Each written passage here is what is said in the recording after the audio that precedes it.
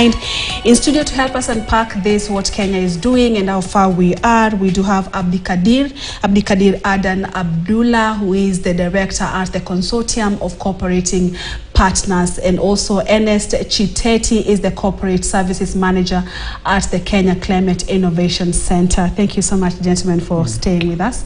Let me engage you, Abdikadir. I know we've talked about the issue of food, the issue of drought, but right now we're experiencing rains as we speak, okay?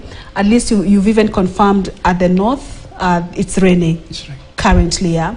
So what do you think should be done for not just counties at the north, but the country to take advantage of what is going on, so that, because you've compared us with Uganda and Tanzania and they're doing better than us, so that maybe we increase our storage capacity? Yeah. Storage capacity is very important. Yeah. Because sometimes the limitation of the groundwater in the north, for example. But if you create super dams and there are lagoons which carry water from, say, in the country, I have talked about the 5 water towers, yeah. where we can tap in, but because of lack of conservation, some structures were even destroyed. I remember when I was a member of this catchment area advisory committee based in Nyanyuki, we visited Nyahururu. There is a lake called Bolosat, a very, very big dam impounding its water from Abadeas. Because of encroachment and lack of conservation, it was disappearing. The same in the source, the water sources. You know, we have to create water storage facilities, big water reservoirs. And then we need to put management structures for conservation and for regulatory use of water resources at water points. One time, 2002, we were doing some project with Professor Karega Mutahi for land resource management. And you know what he told me? He was Minister for Agriculture then. No, Permanent Secretary for Agriculture. He visited, he was traveling between Garissa and Wajir. It shortly rained before he was on the road, and he found the pastoralists fetch water from the road. Water which in the real sense nobody can drink. It turned, the color is red. Yeah. He found them fainting and drinking, cooking with that water. Professor Karega told me that is the time he realized water is not the color. It is not anything, it is the liquid. That substance, that liquid. That is how much people are desperate. Yeah. In that I am aware, I have experience of that. I've drunk that kind of water. Yeah. From the road, from the motorists are passing through, and you still, because you don't have alternative, you get water from the same. So now, I know some efforts are being put now because of the devolved system of government. Yeah. More extraction of underground water is being done. Some dams are still contracted, but not still to the level that we require. For example, before I came onto this show, I was looking at the budget for Mandera County for water. It's about 1.5 billion. I'm sure that is just a peanut. It cannot develop a substantial water structure that can sustain the population. Yeah. So the issue is we need to create, or we need to have structures which can store water when it rains. All right. And Ernest, before we talk about the farmers and the challenges they're going through, is Kenya doing enough to ensure that no one is left behind, and what can they do to attain this justice? Because this year's theme really is leave no one behind as far as access to safe and clean water is concerned. Yeah, I think as a country, we are doing a bit better, but I think there's more that can be done. If you look at some of the issues the government has done, they've tried to subsidize the fertilizer. There are county governments that are subsidizing the seeds for farmers. So these are more of social protection initiatives that are meant to help the less vulnerable. But I think more needs to be done. So in terms of even how do we make things like credit accessible to small-scale farmers. Because yes, I may want to buy the subsidized seed, but I may not have the money to actually afford it. So if there are mechanisms where I can get access to affordable credit, then you'll find maybe more farmers will have access to more resources and be able to buy some of these subsidized input that they need to practice. But also too, in terms of taking, yes, once they've planted, have we put in mechanism where the excess of what they will need to consume can actually help them now gain more resources, whereby we can have this sold to the market, and these farmers can also gain from that. So I think there are quite a number of programs, mainly being driven by development partners and like for ourselves, which then looks at at such issues, so that you're able to provide farmers with a bit more of some resources. They are then able to diversify their activity, or also increase the acreage of what they are currently doing. So if we look at more of some of those social protection schemes, I think that would also help.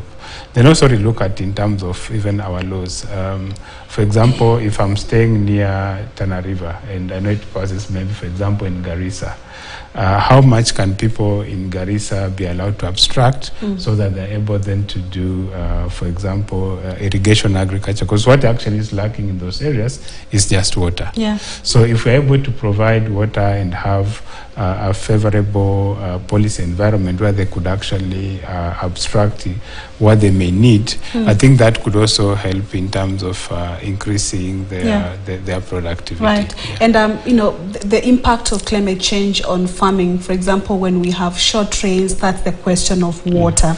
So it's affecting farmers. So do we focus on having more water storage for farmers to use, or again, do we advise farmers on these alternative and drought-resistant crops, for example? Which one maybe would be cheaper for the country?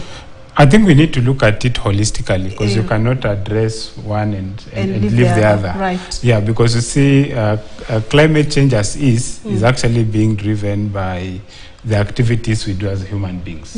So one of the ways that we could actually address that is to try and change the way we do. So is one, how we produce our food. Because I know before we've been focusing more on tilling land and planting and all that, but there are now new technologies. For example, in the ASAL areas, they have livestock. Can they embrace, for example, hydroponic farming, where they could then produce fodder for their animals without not necessarily depending on the soil? So they use water just to produce fodder, and that way then they can still practice their pastoralists, and there will be enough, for example, pasture for their livestock. Two, can we then also change the way we consume sustainably? How much food then do we waste on a daily basis? Maybe looking at a household, do we just prepare what is enough, or we prepare and then the rest end up in a dustbin? And see, if we do that, then we are also contributing towards issues around climate change. Then in terms of what we've been doing before, you realize maybe we used to have varieties that may need rainfalls of up to 6 months, for example. Currently, we have varieties that will mature within, let's say, 3 months.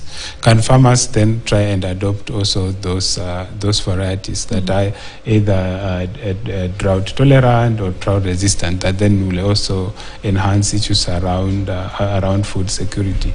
We're also looking at more improved seeds that also enhance productivity. So if I've been planting maybe seedlings that can give me, for example, 10 bags an acre, there could be other improved seeds that could give me maybe 20. So if I can be able to produce 20 on my acre rather than producing 10, I can actually keep 10 and sell the other 10 to sustain me. So if we need to address all these things holistically. We wouldn't say we just focus on providing water while on the same side we're also destroying our catchment areas. Can we also look at, for example, agroforestry, regenerative agriculture? Now there are more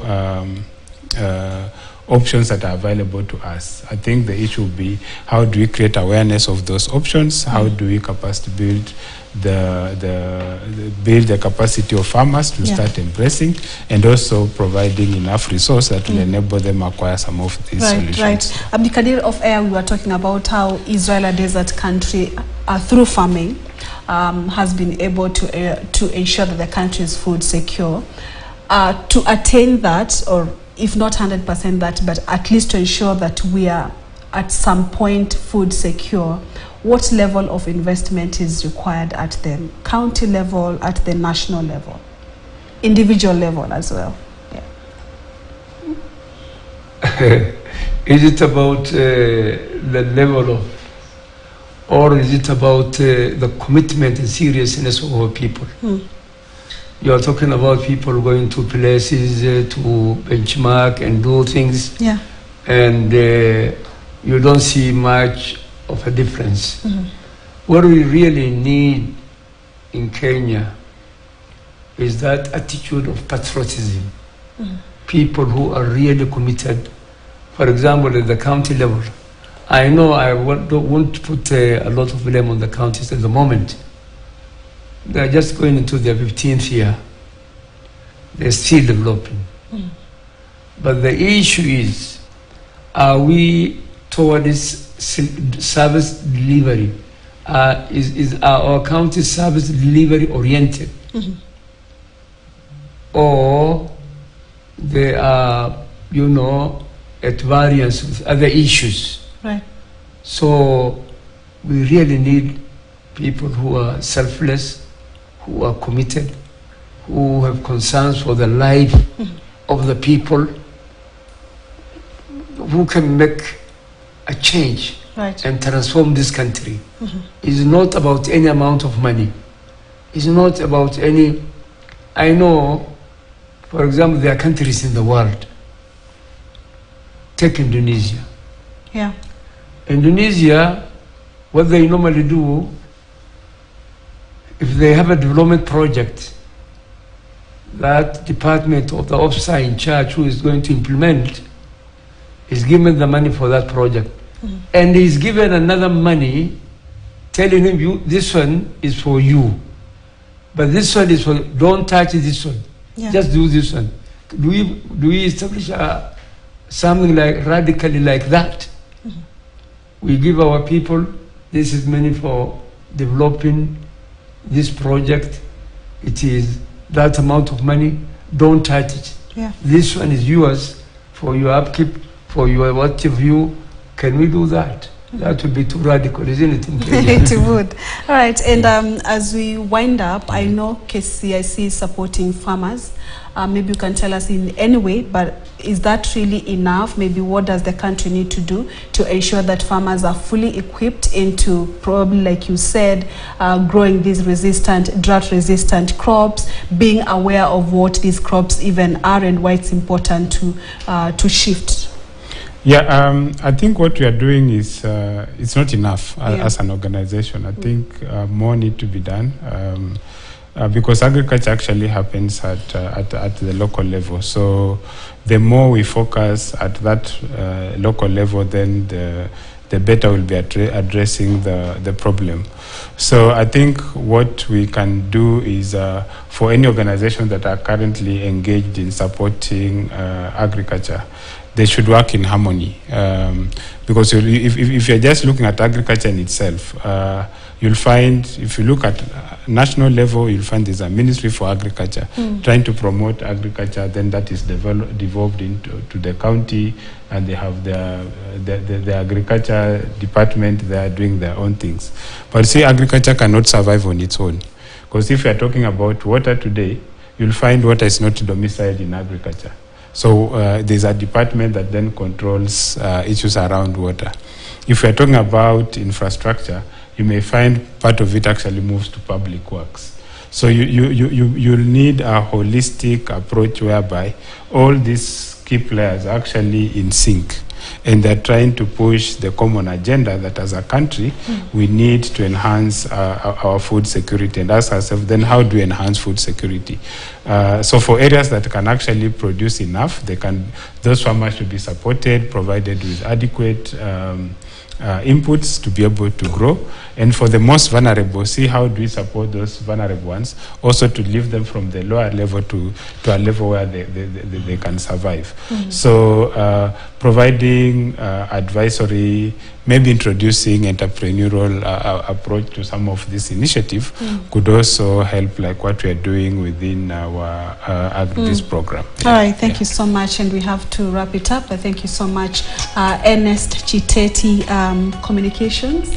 Corporate Services. Corporate Services at KCIC, that's the Kenya Climate Innovation Center, and Abdikadir Aden Abdullah is the Director at the Cooperating